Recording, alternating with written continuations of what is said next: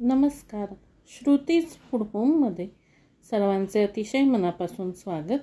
एकादशी महात्म्य या सिरीज मधील पुढील भाग आहे पुत्रदा एकादशी, पौष शुक्ल पक्ष. श्रीकृष्ण म्हणाले की, हे धर्मराजा, आता तुला पुत्रदा एकादशीचे महात्म्य सांगतो, ते ऐक. पूर्वी भद्रावती नगरीत साकेतुमान नावाचा राजा राज्य करीत होता.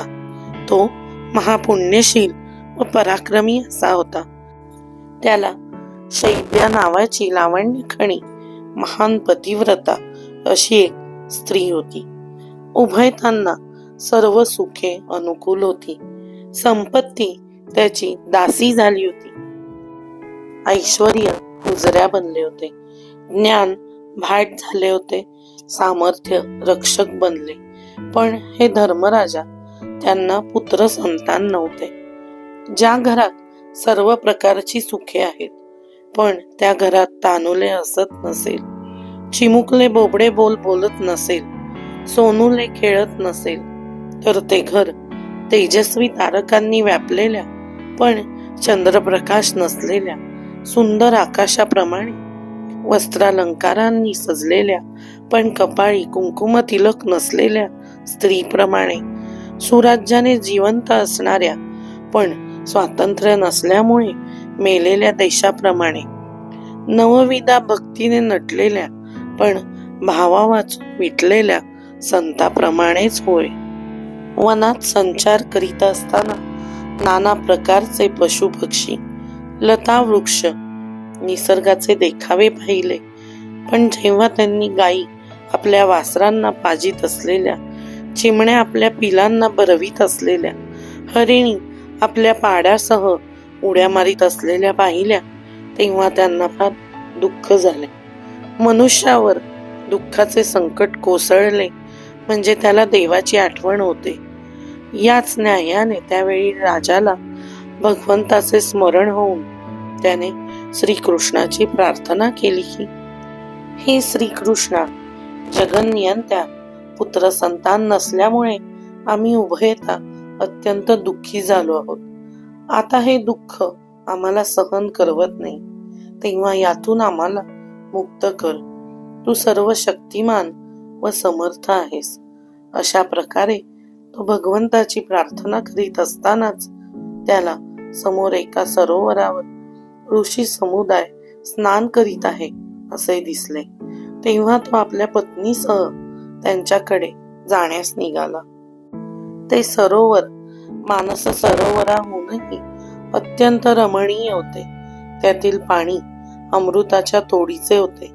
त्यात राजहंस पोहत होते. जागोजागी कमळे विकसित झाली होती.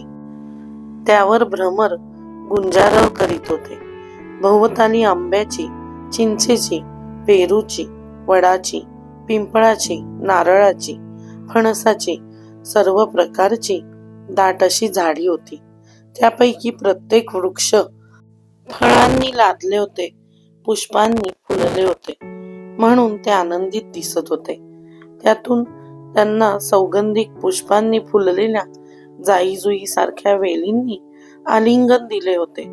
त्यांच्या आनंदाचे पर्यावसन रंगेलपणात झाले होते. असल्या कित्येक रंगेल वृक्षांवर पोपट मैना एकमेकांना खुलवीत होत्या. कोकिळा गायन करीत होत्या.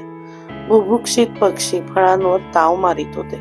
माकडे एकमेकांना वाकुल्या दाखवित होती. सरोवराच्या काठावर एका बाजूला पांढरी शुभ्र कबुतरे मान वर करून, छाती काढून ऐटीने डुलत नाचत होती, तर दुसऱ्या बाजूला हरिणींचा कळप पाणी पित होता. तिसऱ्या बाजूला हिरव्यागार गवतात गायी आपल्या वासरांसह चरत होत्या व मस्त बैल आपल्या शिंगांनी माती उकरून डरकाळ्या फोडीत होते. तर चौथ्या बाजूला निवांत अशी जागा पाहून बगळे कासवादी जलचरांना भिवून, काठाशी आलेल्या माशांना गिळण्याकरता एका पायावर उभे राहून त्यांचे ध्यान करीत होते. अशा या रमणीय वातावरणात त्या ऋषीजनांपैकी कोणी स्नान करीत होते, कोणी स्नान करून अंग पुसून दुसरी वस्त्रे नेसीत होते. कोणी आपला जटाजूट नेटनेटका करीत होते. कोणी रुद्राक्ष, स्फटिक इत्यादी प्रकारच्या आपल्या माळा ठाकठीक बसवीत होते. कोणी भस्म लावित होते. कोणी वेद घोष व स्तोत्रपाठ करीत होते. अशाच त्यांच्या स्थितीत तो राजा व राजकांता तेथे आले. ते त्या ऋषीजनांना साष्टांग नमस्कार घालून हात जोडून उभे राहिले आणि म्हणाले की, महाराज, आपण कोण आहात हे आपल्या या सेवकाला कृपा करून सांगा.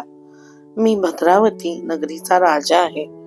आपल्या या साऱ्या प्रकारावरून आपण धर्मशील व समर्थ आहात असे दिसते. राजाचा हा प्रश्न ऐकून ऋषी म्हणाले की, हे राजा, आम्ही विश्वेदेव आहोत. आज पुत्रदा एकादशी असल्यामुळे आम्ही या ठिकाणी स्नानास आलो आहोत. जे कोणी पुत्राची इच्छा धरून हे एकादशी व्रत करतील त्यांना पुत्रप्राप्ती होईल. ऋषीजनांचे हे भाषण ऐकून राजाला अत्यंत आनंद झाला आणि तो म्हणाला की, महाराज, मला पुत्र संतती नसल्यामुळे मी दुःखित झालो आहे. माझ्या पितरांचा उद्धार कसा होईल याचीच मला अहोरात्र काळजी लागून राहिलेली आहे. तेव्हा या पुत्रदा एकादशीचे व्रत कसे करावे हे विधियुक्त सांगा, म्हणजे मला या दुःख सागरातून आपण तारल्यासारखे होईल. महाराज, या आपल्या सेवकावर कृपा करा.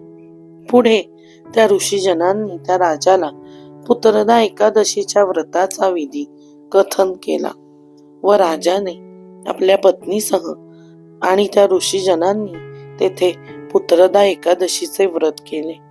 नंतर राजा आपल्या घराकडे परत आला. काही दिवसांनी त्याला रूपवान, गुणवान असा पुत्र झाला व अंती सद्गती मिळाली. श्रीकृष्ण पुढे म्हणाले की, हे धर्मराजा, जे कोणी हे पुत्रदा एकादशीचे व्रत करतील व महात्म्य ऐकतील ते पुण्यवान होऊन मोक्षाला जातील. पौष शुक्ल पक्षातील एकादशीला पुत्रदा एकादशी म्हणतात. या आणि अशाच प्रकारच्या कथांसाठी श्रुतीज फूड होम या आपल्या चॅनलला लगेचच सबस्क्राईब करा. भेटूया पुढील भागात. धन्यवाद.